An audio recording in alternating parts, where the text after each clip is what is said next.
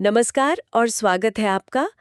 आज हम एक बहुत ही बुनियादी चीज पर बात करने वाले हैं, बातचीत की कला और उसका बिल्कुल शुरुआती बिंदु। हमारे पास स्रोत के तौर पर अंग्रेजी सीखें, अभिवादन और परिचय से कुछ खास हिस्से हैं। ये क्या कहते हैं, इंग्लिश स्टेप बाय स्टेप कार्यक्रम के पहले दिन का पाठ है।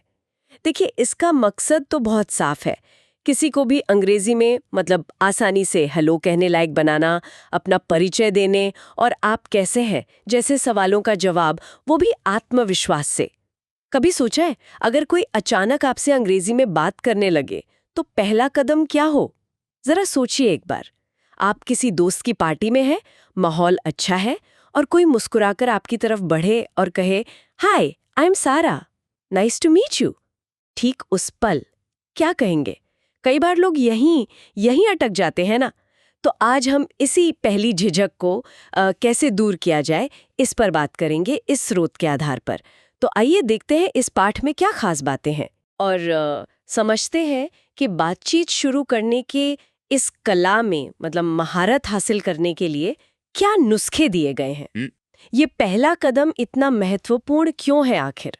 तो पाठ शुरू होता है सबसे आम अभिवादनों से, जैसे हाय, हेलो या फिर गुड मॉर्निंग, गुड आफ्टरनून वगैरह। स्रोत इन्हें सिर्फ शब्द नहीं कहता, इन्हें कहता है बातचीत की पहली ईंट, नींव। हाँ, ये पहली ईंट या फर्स्ट बिल्डिंग ब्लॉक वाली बात मुझे बहुत दिलचस्प लगी। ये सिर्फ कहने की बात नहीं है। देखिए, मनोवैज्ञानिक तौर पर भी कोई बड़ा काम शुरू करना हो ना, तो एक छोटा आसान सा कदम उठाने से हिम्मत बढ़ती है। भाषा सीखना एक बड़ी इमारत बनाने जैसा है, मान लीजिए, और हाय या हेलो कहना वो पहली ईंट है। रखना आसान है, पर इसके बिना इमारत खड़ी नहीं हो सकती।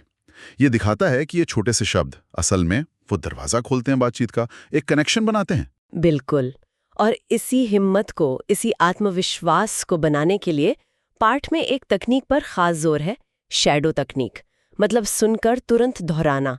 जैसे ऑडियो में हेलो सुना और उसे फौरन उसी टोन में जोर से दोहरा दिया। स्रोत कहता है इससे उच्चारण सुधरता है और बोलने का कॉन्फिडेंस बढ़ता है।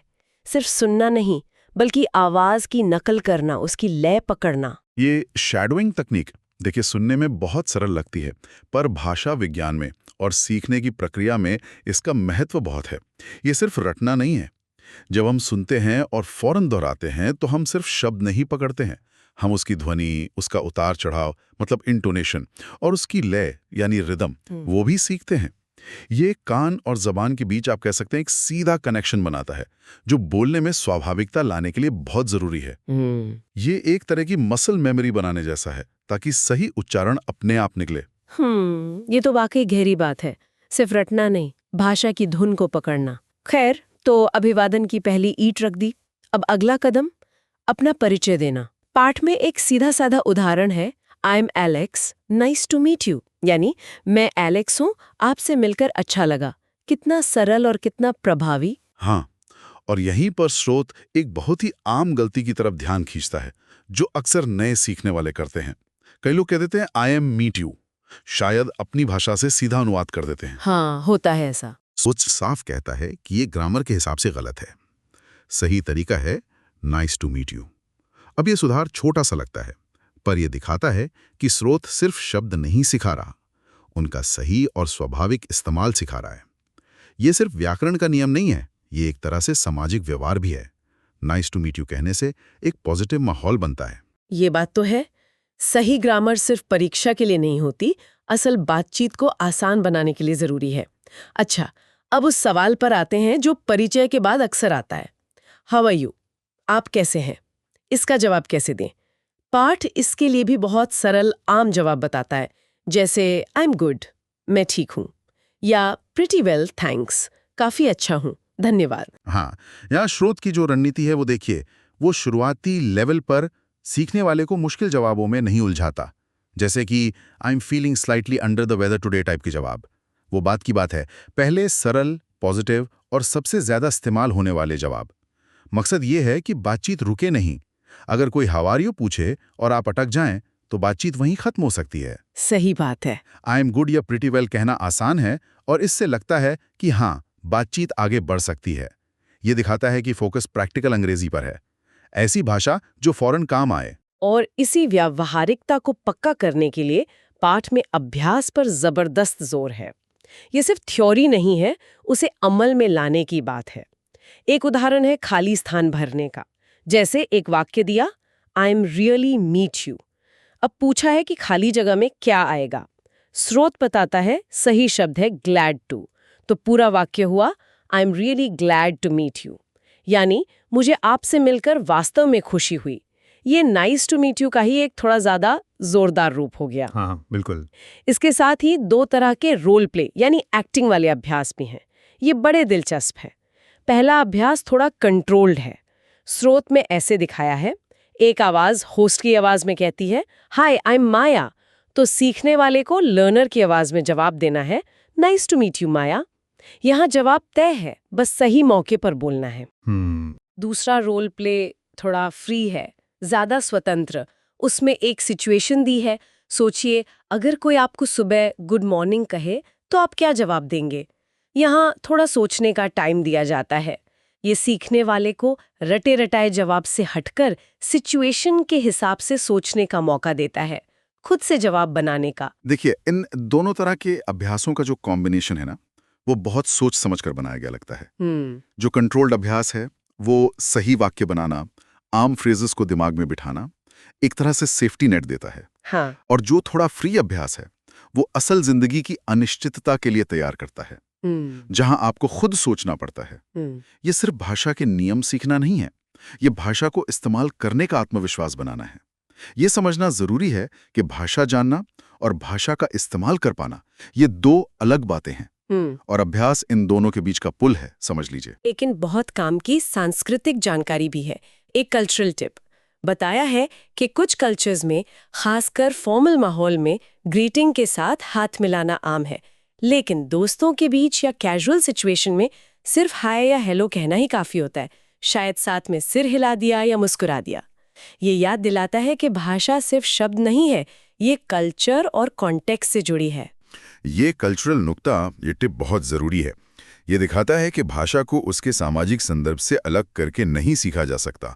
कब हाथ मिलाना है, कब नहीं मिलाना है, कब फॉर्मल रहना है, कब इनफॉर्मल, ये सब जानना बातचीत के लिए उतना ही जरूरी है जितना सही शब्द जानना। ये छोटी सी जानकारी सीखने वाले को सिर्फ भाषा नहीं, बल्कि भाषाई व्यवहार सिखा रही है। और आखिर में पाठ सीखने वाले को सिर्फ जानकारी देकर छोड़ नहीं देता, बल्कि एक छोटा सा मिशन देता है। एक काम। मिशन ये है, आज कम से कम 2 नए सीखे हुए अभिवादन या वाक्य इस्तेमाल करने की कोशिश करें, चाहे किसी दोस्त के साथ या घर में किसी के साथ या फिर अकेले में शीशे के सामने ही सही। ये मिशन वाला हिस्सा मुझे पर्सनली सबसे ज्यादा प्रभावी लगता है। ये सीखने को क्लासरूम या ऐप से निकालकर असल दुनिया में लाता है। साइकोलॉजी भी कहती है कि जानकारी को फौरन इस्तेमाल करने से वो ज्यादा पक्की होती है। एक नोइंग डूइंग गैप होता है ना, जानने और करने के बीच का अंतर। हाँ। अक्सर हम बहुत कुछ जानते हैं पर करते नहीं हैं। ये मिशन उसी को तोड़ने की एक छोटी सी कोशिश है। ये कहता है, शुरुआत छोटी हो पर हो जरूर। लगातार अभ्यास ही तो किसी भी हुनर की पूंजी है, और भाषा सीखना भी एक हुनर ही है। हर बार जब आप हाय कहते हैं और जवाब मिलता है, तो वो पहली ईंट थोड़ी और मजबूत होती जाती है। तो कुल मिलाकर देखें तो ये शुरुआती पाठ अंग्रेजी में बातचीत की दुनिया में पहला कदम रखने का एक बहुत ही सोचा समझा तरीका लगता है।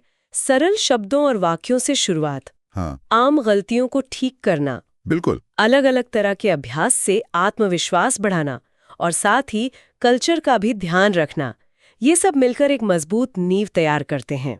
बिल्कुल। और स्रोत खुद भी ये मानता है कि गलतियां तो होंगी, वो सीखने की प्रक्रिया का हिस्सा हैं। डरना नहीं है, बस कोशिश करते रहना है। पाठ को दोबारा सुनना, वो शैडो तकनीक इस्तेमाल करना, रोल प्ले को जोर से बोलकर अभ्यास करना, ये सब तरीके इन बुनियादी बातों को और पक्का करने में मदद करते हैं। ये दिखाता है कि भाषा सीखना एक मैराथन है, स्प्रिंट नहीं, और हर छोटा कदम मायने रखता है। और देखिए, जो लोग जानकारी को जल्दी और असरदार तरीके से समझना चाहते हैं ना, उनके लिए इस स्रोत का तरीका, यानी छोटे साफ कदम, प्रैक्टिकल उदाहरण, फौरन अभ्यास और एक पॉजिटिव नजरिया, ये बेहद कारगर हो सकता है। ये जानकारी के बोझ से बचाता है और हर छोटे कदम पर सफलता का एहसास कराता है। हाँ, ये जरूरी है। इससे आगे बढ़ते रहने का हौसला बना रहता है, ये सिर्फ अंग्रेजी सिखाने का पार्ट नहीं है, ये प्रभावी ढंग से कुछ नया सीखने का एक मॉडल भी हो सकता है। ये बिल्कुल सही कहा आपने। इस पाठ ने हमें सिखाया कि हाय या हेलो कैसे कहें, अपना नाम कैसे बताएं, हाउ आर यू का जवाब कैसे दें। ये पहली ईंटें हो गईं। लेकिन यह एक विचार आता है मेरे मन में। मान लीजिए आप किसी अजनबी के पास गए, हाय कहा, उसने भी हेलो कह दिया, और फिर उस शुरुआती अभिवादन के बाद उस चुप्पी को कैसे तोड़ें? सिर्फ हाय या हेलो से आगे बढ़कर बातचीत को थोड़ा और आगे कैसे ले जाएं? वो भी सहजता से, खासकर तब जब आप ज्यादा कुछ कहना नहीं जानते। अभिवादन के ठीक बाद उस मौन को तोड़ने का सबसे सरल और असरदार तरीका क्या हो सकता है? वो अगला कदम क्या होना चाहिए? इस पर सोचना वाकई दिलचस्प होगा।